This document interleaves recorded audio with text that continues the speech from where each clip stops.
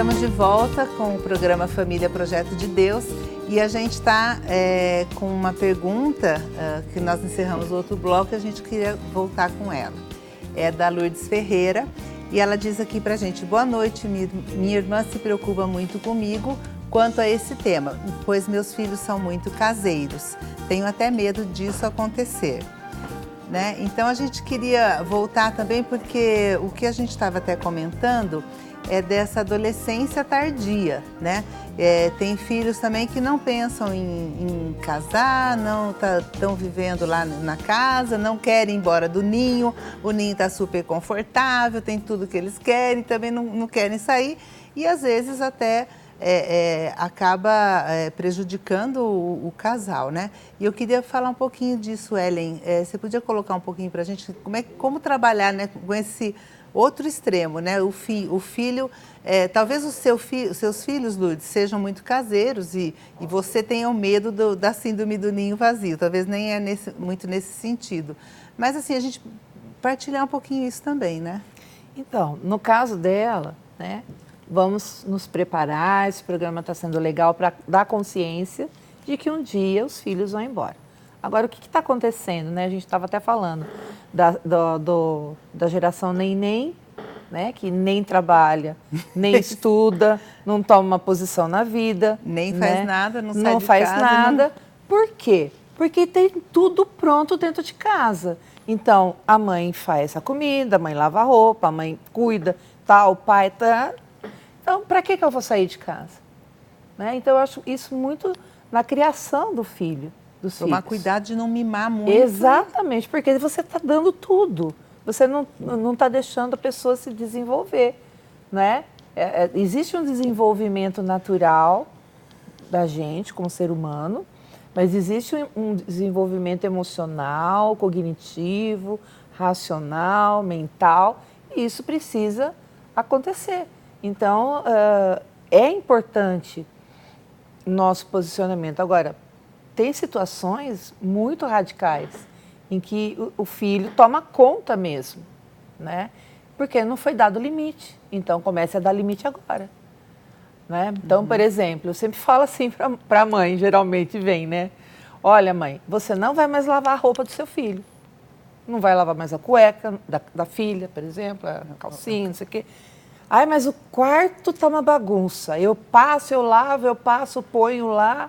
Eles não guardam e junta com a roupa suja. Deixa. Paciência, fecha a porta do quarto. Exatamente, fecha a porta. Ai, mas eu sei que tá lá. As coisas eu não consigo me... Viu? Sai de casa, vai fazer alguma coisa. Vai no cinema, vai andar, vai na lagoa, vai numa praça, faz qualquer coisa, mas não mexe no quarto.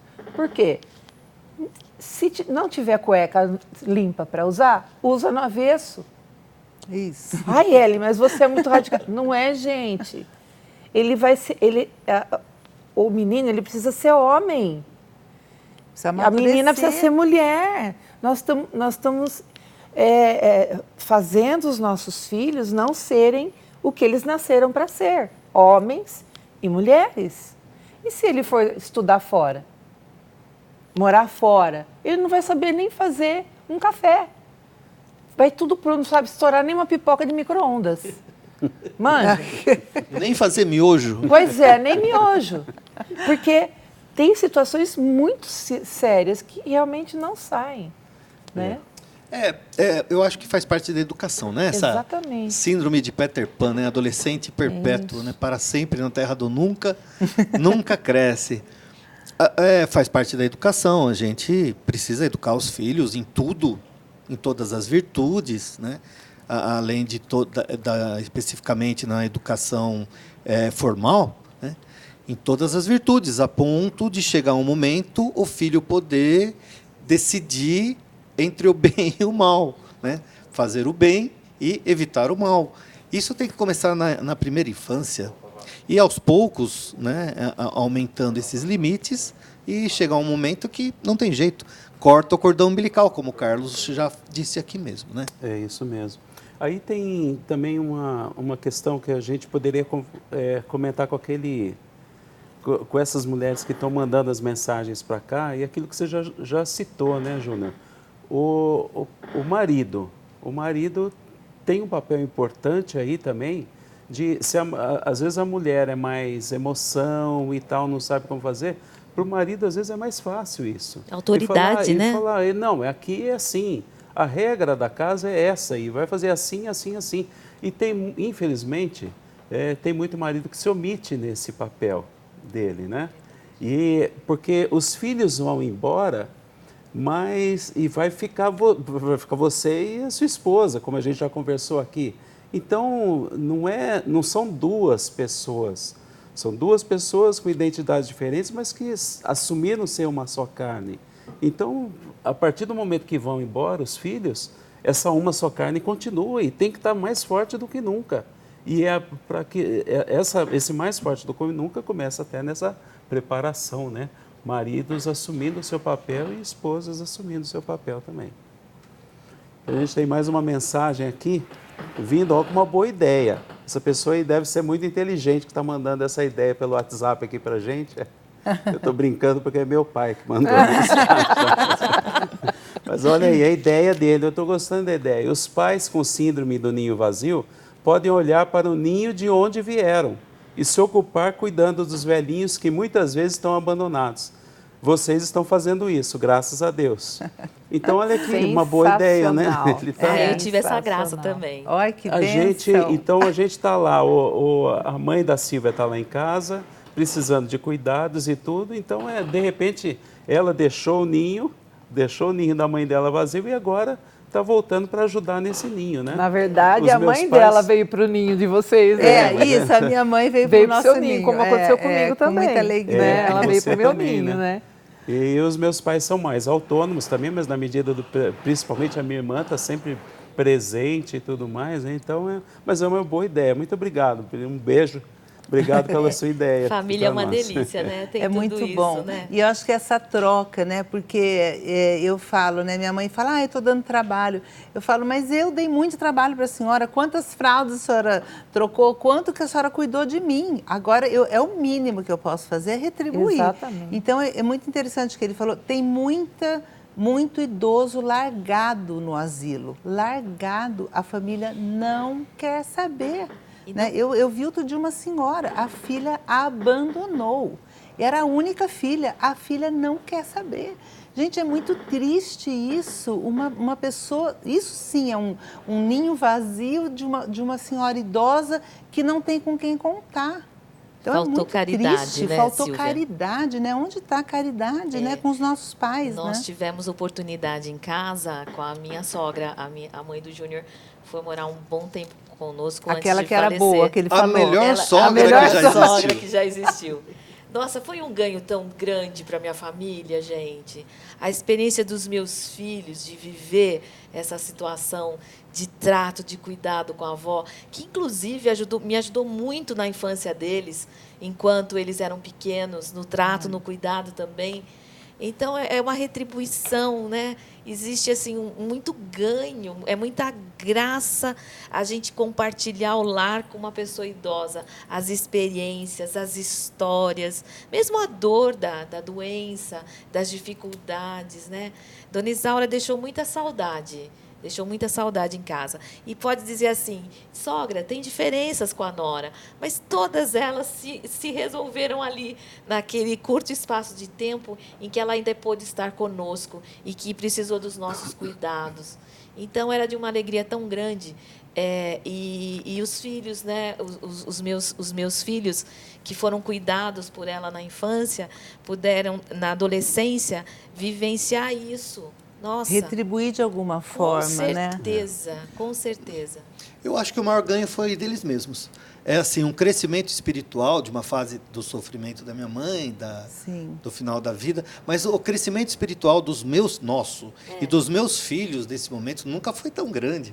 Então ela continuou, de uma forma ou de outra, continuou cuidando e educando meus filhos, mesmo quando estava ali deitadinha na Graças a Deus, né? De tudo, até aquilo que parece ser dor, parece ser ruim, Deus faz abraçar a cruz virar tudo bom para quem ama, para quem o ama, né? Isso é impressionante. E daqui a pouquinho a gente vai continuar sobre esse assunto, porque estão chegando mensagens do WhatsApp. Antes de ir para essas mensagens, a nossa equipe foi às ruas para saber como você acha que vai se sentir quando seus filhos saírem de casa.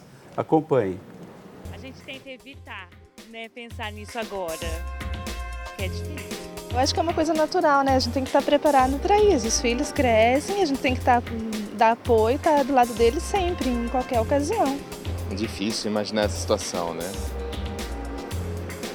A gente vai criando desde pequenininho, acompanha e chega uma hora que tem que voar para o mundo, tem que ficar por perto. Eu acho que tem que ganhar a sua vida, é lógico, mas não dá para ficar distante, que não dá para imaginar ficar longe. Eu vou ficar muito contente, eu vou gostar muito, eu fico bem preocupado, sou muito apegado. E eu creio que, na verdade, se ele falar isso pra mim vai ser uma benção, porque eu já ia, se você me perguntasse o contrário, eu ia falar, eu vou morar com ele. Hoje tem muito disso, né? Tem muita parceria também. E vai, né? Continua a sua carreira, tá junto. Ai, meu Deus, ia complicar um pouquinho, né? Mas tudo bem, só tem mais um em casa, já tá no último ano de engenharia. Então, graças a Deus já trabalho, então não ia me preocupar muito, não. Ia cuidar de mim mais tarde, a única opção que ele tem. Então tá aí, né? 2 perguntas, vocês viram? O que se você está se preparando para os seus filhos saírem de casa, e a outra pergunta também, se os seus filhos decidirem não sair de casa. Então, como é que a gente trabalha com isso? A gente estava comentando um pouquinho disso já, né? Ellen, o gato subiu no telhado de novo? Eu estava lembrando do meu avô por parte de mãe, porque ele olhava na mão ele tinha que olhar na mão do moço para poder namorar. Se tivesse calo, podia. Né? Então, eu imagino assim, o meu avô com uma carabina, né? Aquelas armas antigas lá atrás da porta. A minha mãe conta, né, que naquela época era bem complicado, bem diferente Os de pais hoje. eram super enérgicos, né? Então, né? Então tem que ter carro na mão, não sei o quê. Então eu fico pensando assim, o pai, para dar um jeito de ir aí, o que você vai fazer da vida, né? Vai ficar aqui para sempre, então vamos colaborar, você vai trabalhar, você pode ficar aqui, não sei. Aí vai de cada casal, né? Mas eu acho que o filho tem que colaborar dentro de casa. Se ele opta por, de repente, não casar, quer ser solteiro, solteira, e morar com os pais, por exemplo. Tem situações assim. Não é negativo, desde que ele assuma também responsabilidades, até financeiras, dentro de casa. Né? Eu acho que aí a coisa caminha bem. Né? Cuidar dos pais também. Eu não sei se entendi direito, mas alguns programas que a gente fez aqui, um programa atrás, esteve aqui com a gente o Padre Marcos. O Padre Marcos, ele falou o seguinte, que o casamento é natural para todo mundo, para todos nós. Nós somos criados com uma vocação natural para o casamento. Se alguém, por algum outro motivo, não casa, isso passa a ser uma vocação sobrenatural. Então, são casos específicos de, às vezes, ter que um arrimo de família, ter que cuidar dos pais, ou alguém que vai para a vida religiosa, vida celibatária. Então, isso aí é uma vocação sobrenatural. Então, a gente tem que estar atento como pais para ajudar os nossos filhos até a discernirem isso, né? Porque se é alguma coisa que é uma acomodação, ele vai querer ficar no bem bom, ou se é alguma coisa sobrenatural mesmo, que Deus está colocando, propondo para ele, né? Ajudar no discernimento, né, Carlos? Porque ou o matrimônio ou a vida celibatária, mas com um propósito, né? Tudo na vida tem que ter um propósito. Encaminhar tudo isso para Deus, né? Sim, e é isso que a gente tem que orientar os filhos nessa vocação, né? Se para o matrimônio, se para o celibato, mas diante de Deus mesmo, para ser feito melhor, né? É que a gente está vendo uma sociedade, os filhos estão sendo criados e não estão mais assumindo tantas responsabilidades, e uma geração fraca, né? Eu estava vendo outro dia uma reportagem, uma geração fraca, de pessoas fracas de vontade, né? Uma preguiça, a pessoa desmancha no sofá, você olha aquela coisa, né? E nem trabalha, nem estuda, não é isso? E fica o nem da família, quer dizer, realmente os pais nesse ponto precisam, o casal conversar e realmente falar, a regra da nossa casa é essa, estipule regra, conversa com seu marido e coloque regras, coloque limites, porque senão você vai ser refém dos seus filhos. E não deixar isso para muito tarde, na tenra infância. Sim. A gente tem que começar a impor regras, limites, as virtudes, desenvolver tudo isso. Olha, os filhos são dons de Deus e Ele nos confia a educação desses filhos, né? E Ele nos confiando, a gente tem que dar o melhor, né? E prepará-los para a vida. E não para essa situação parasitária de estar em casa, de serem servidos. Sanguessuga, né? Não pode, né? Olha, eu lembro de uma estou lembrando vocês contando isso, falando um fato que aconteceu comigo. A minha mãe, a gente não tinha empregada e eu gostava de fazer um determinado esporte que sujava muito a meia. E ela falou, ótimo, faça o esporte, mas lava sua meia.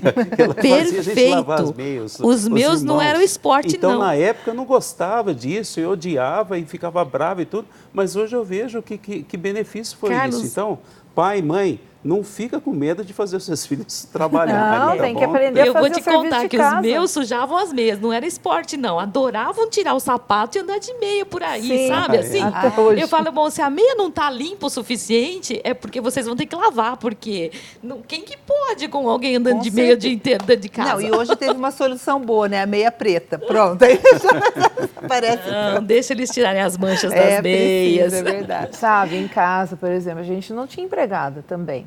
Então, um ia tirar pó, outro ia passar aspirador, varrer, lavar a louça, porque a casa é colaborativa, a casa não é só sua, do seu marido. Não é pensão. Isso não é tudo pensão, faz parte, não é hotel. Isso tudo vai fazendo, vai crescendo e criando condições para que não tenha um síndrome do ninho vazio depois. Exatamente. E nós estamos com uma outra participação aqui da Cláudia Viana, queria ler para vocês.